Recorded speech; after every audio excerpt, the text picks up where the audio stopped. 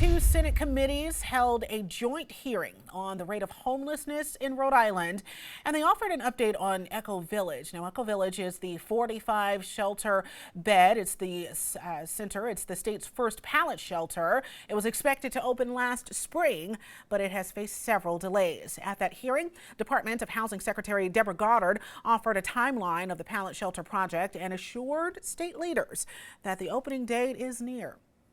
Latest it would be open end of February. I'm quite confident we'll beat that. Goddard expanded on what was left to do before it opens. In addition to the final electrification of systems there, those tasks include testing power, heating, and suppression systems, as well as the fire alarms of each of the 54 structures, also submitting a request for final inspections. She added the work left does not impact their opening timeline. Now, homelessness advocates have begun their annual census in the state.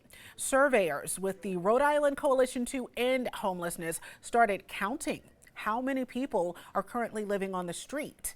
What they find will critically go toward a national count that helps determine how much money the state gets for shelters and affordable housing projects. Last year, they found more than 2,400 people were living without a home. That is a 35% increase from 2023.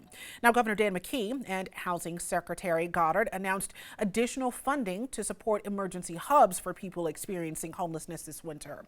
The funding is part of the Homelessness Support Initiative. The initiative supports emergency winter hubs for cities and towns that apply to the program. West Warwick, Westerly, Burrowville, and Newport are among the cities and towns that received funding so far. After the most recently issued grants, the Department of Housing has about $65,000 remaining. The rest of that money is available to cities and towns who apply for that funding between now and February 14th.